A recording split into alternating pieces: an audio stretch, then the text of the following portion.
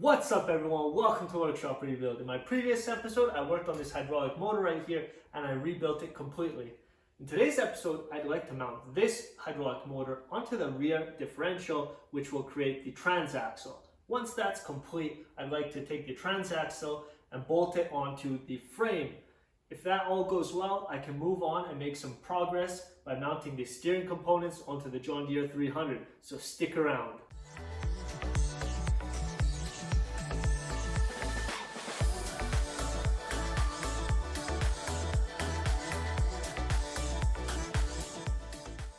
If you like the content you're seeing, please hit that like button down below. Consider subscribing if you haven't already. And without further ado, let's get back to the video.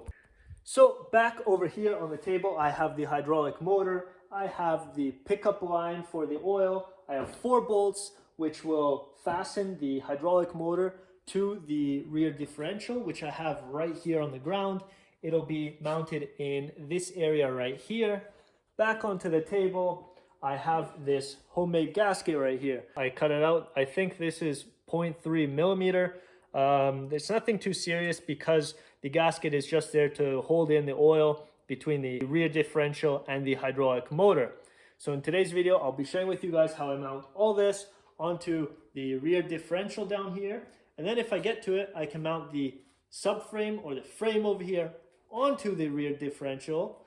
And if I get to it, I'll mount a whole bunch of steering components, the axle, spindles, and maybe some steering linkages, which I have over here laid out on the table. But we'll see how far I get today, so stick around.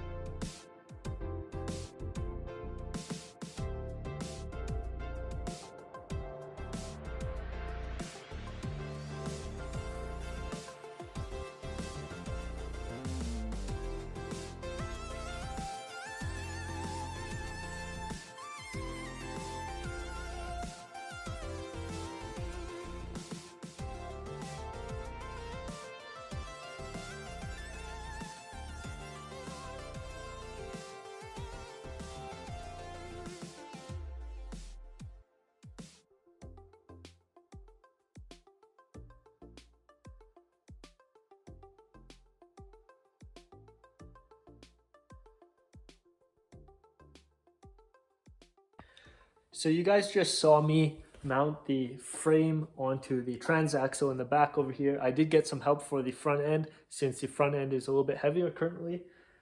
Everything mounted super smooth.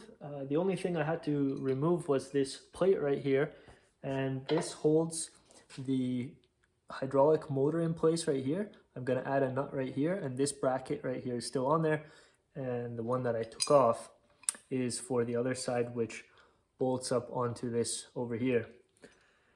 So everything went on super smooth. The next step will be to adjust everything. The bolts on the back over here still have enough play so I can adjust the transaxle. Once this is bolted up and it's aligned the way I want it, I can go up front and mount the front axle in this area, and then hopefully I can get this on the ground today.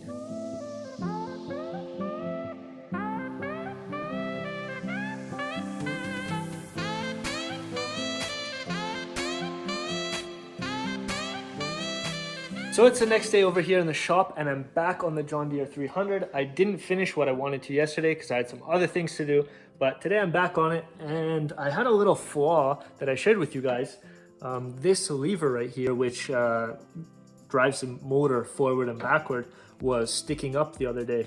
And what I did now, I just took out the spring pin and I put it down and put the pin back in. So now it's the right way. I make mistakes as well, but I want to share with you guys the right way. So yeah, I'm going to be working on the frame today. Over here on the table, I can add the front axle. I can add the lever which hooks up to the motor on this side over here. It has the dampener on the other side, and I have to bolt it on over here. And then there's just some other miscellaneous parts over here on the table which I can hook up. I can possibly hook up the steering box over here. Then I can add some of these linkages. So there are various parts on this table right here which I can add then onto this frame. Looking at this from another angle, the damper is right here. It will get bolted into this area. Then the damper goes onto this lever here. This lever gets hooked up to the bolt, which is right here. This is more or less the pivoting point. We have a spacer, which has a plastic cushion that it doesn't wear onto the metal. This will be placed like so. Then we have a nut to tighten everything up. I will be adding a little bit of lubricant right here so it doesn't squeak or anything like that. And then down back here we have the lever, which will then hook up to the actuator for the hydraulic motor, and I will be inserting this pin. So there's 3 spots. There's one spot right here, another spot right here by the damper, and then the 3rd spot, which is the pivoting point. The damper comes out right here, and then the lever in the back is pushing forward, and when I pull on it, the damper goes in and the lever in the back goes that way. So everything over here is working the way it should, and now I can continue to add some more features around this area. This is where the instrumental panel will sit.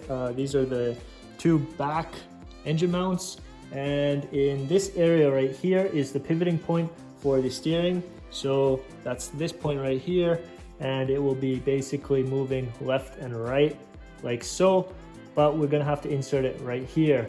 The other thing that I'm gonna need is this bolt. There is a taper right here, and welded in place there is a taper over here.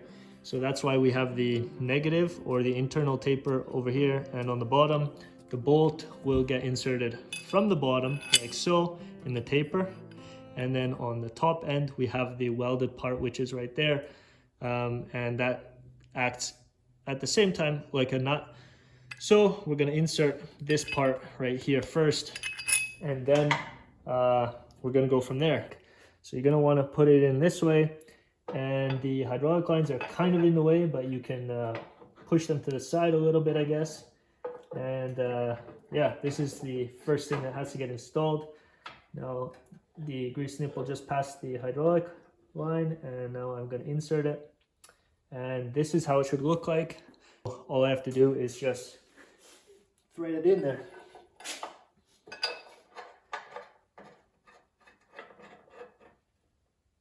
So the steering link over here is in place, and it's nice and tight. There's no play.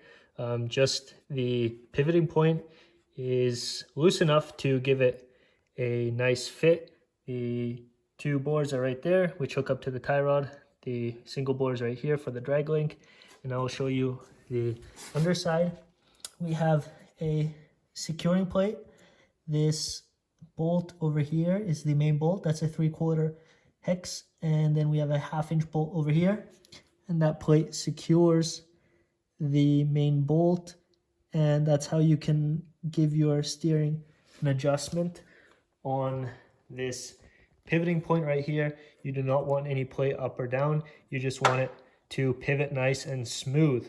Next up, I'll be grabbing the steering box and the drag link, and we'll hook everything up so we can move that lever, which I just shared with you guys.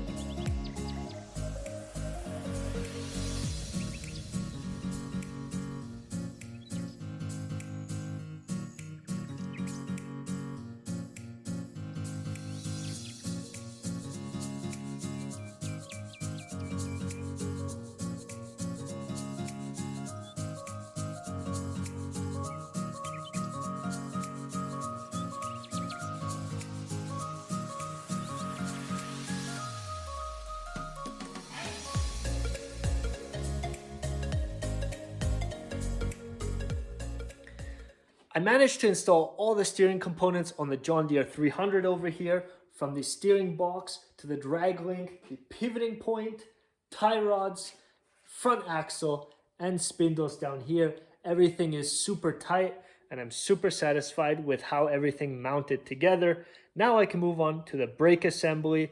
I will start with the pedals up front and then the levers that go onto the back.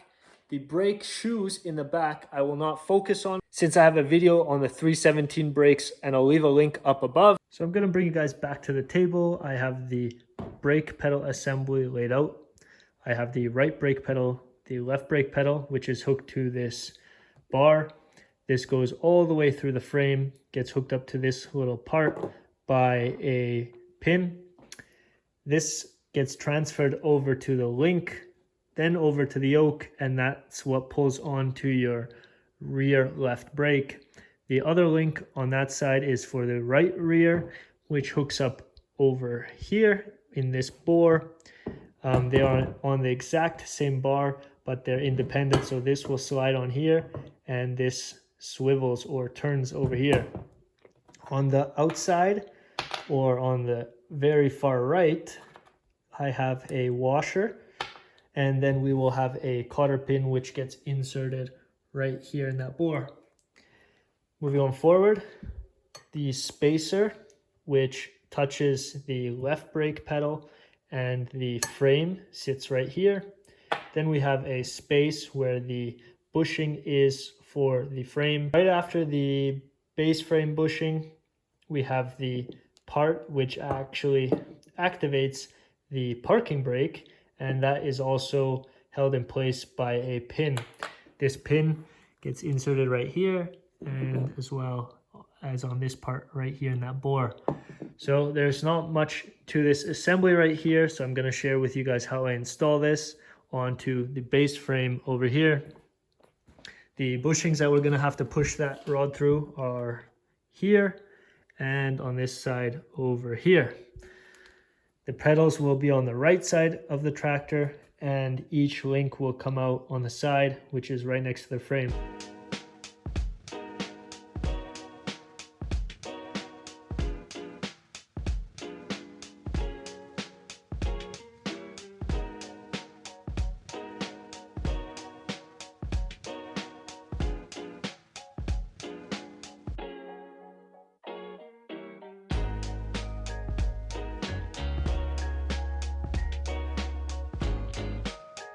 So I just got the brakes fully assembled, but I wasn't too satisfied with the footage that I got because it was really intricate and hard to show, but I'll share with you guys the end result right here.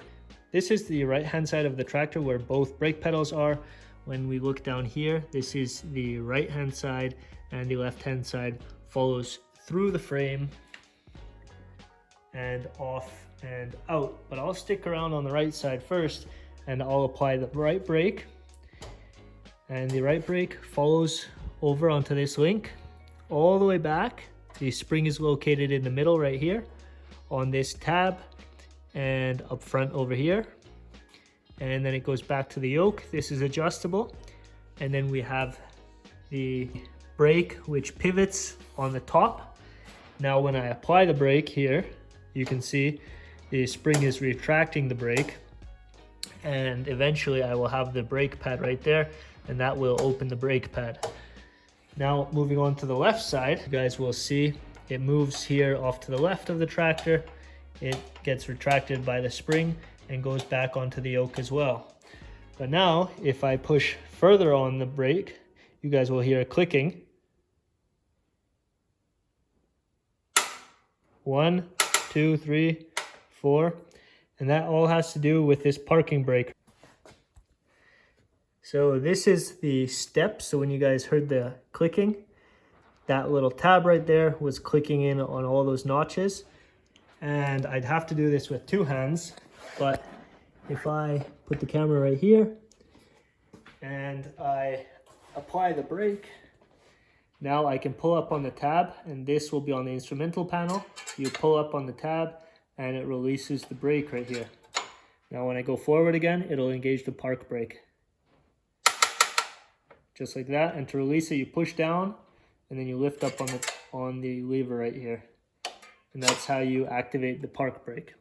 I just shared with you guys the assembly of the brake pedals. I will leave a link down in the description so you guys can view all the drawings on the John Deere 300 garden tractor series down below.